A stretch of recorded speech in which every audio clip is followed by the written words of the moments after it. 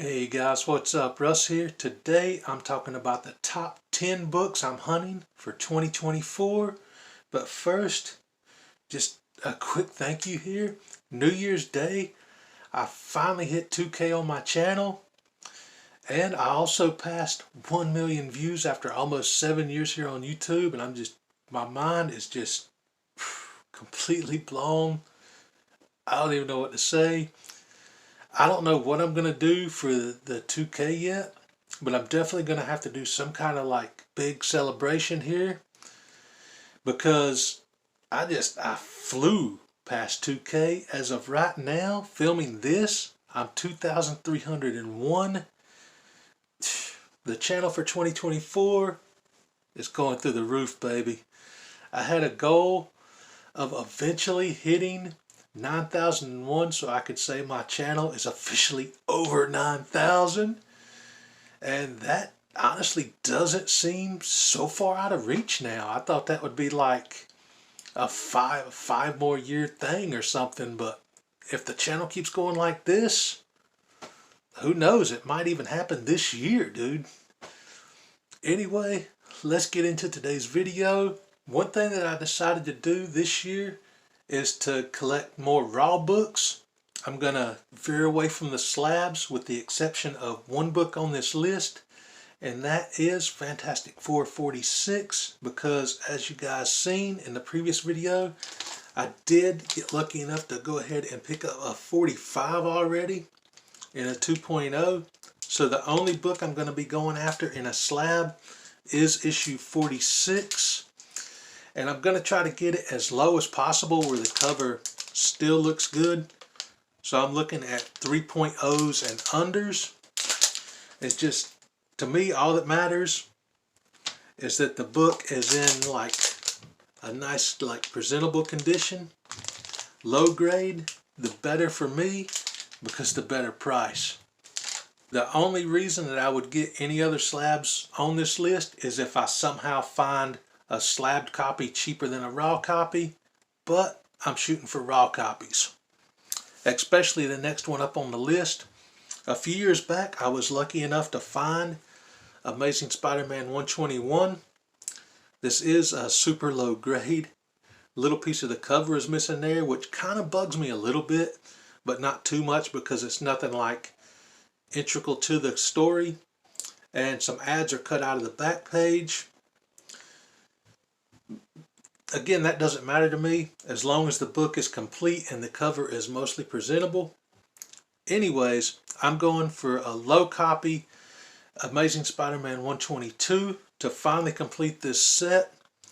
121 was the death of Gwen Stacy and 122 is the death of Green Goblin. I've been wanting to complete this set for a long time now, but I got a feeling that this is the year, baby. The next book up on the list is another Spider-Man book. I'm talking about Web of Spider-Man 118. I was a huge fan of the Ben Reilly Spider-Man back in the day and the whole Clone Saga, and I had almost the whole set, but it was some of the books that I had to sell off back in 2000. And I've been trying to recomplete that set ever since I got back into collecting in 2015. And I've got most of them put back together, but I still don't have the first appearance of Ben Reilly as the Scarlet Spider in 118. So I need to lock that one off my list this year and put that back together with the rest of the set.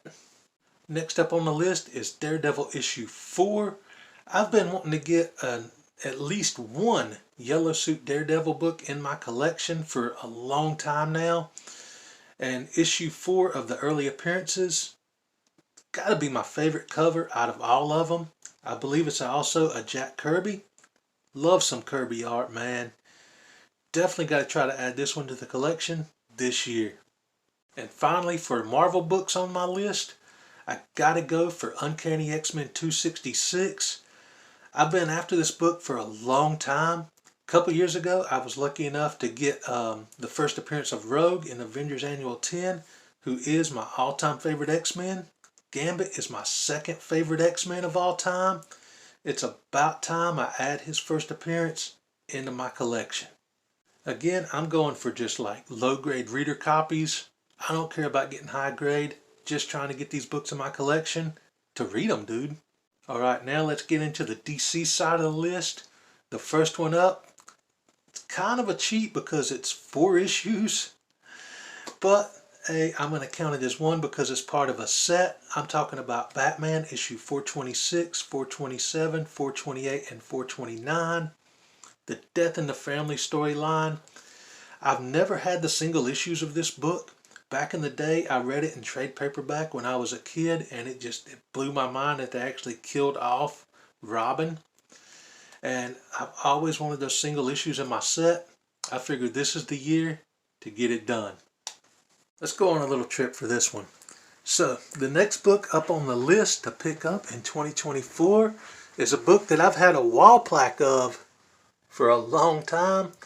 Picked up this wooden wall plaque, I don't know how many years ago now, but I've always wanted to get this Superman book in my collection. I'm talking about Superman 233, Kryptonite Nevermore. The awesome Neil Adams cover. So that is definitely... Alright, I almost tripped over my rolly chair. That would have been bad for the video. I'm going to keep that in, dude. I'm not going to edit that out. Anyway, Superman 233. Man, that's a lot of glare. This is definitely the best spot in the room for lighting, isn't it? Anyway, man, I get distracted easy. Superman 233, next one up on the list for 2024.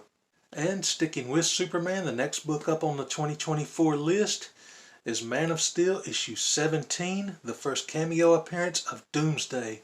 Now, back in the day, as most of you guys know, I started with the Reign of Superman storyline. I had no idea that Superman had even died yet until I read that first issue, Action Comics 688. And I found out that Superman died, dude, and that kind of crushed 13-year-old me.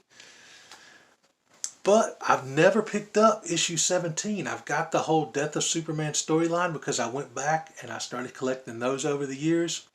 At the time, I had no idea what a cameo meant. So I didn't know Doomsday appeared earlier before issue 18.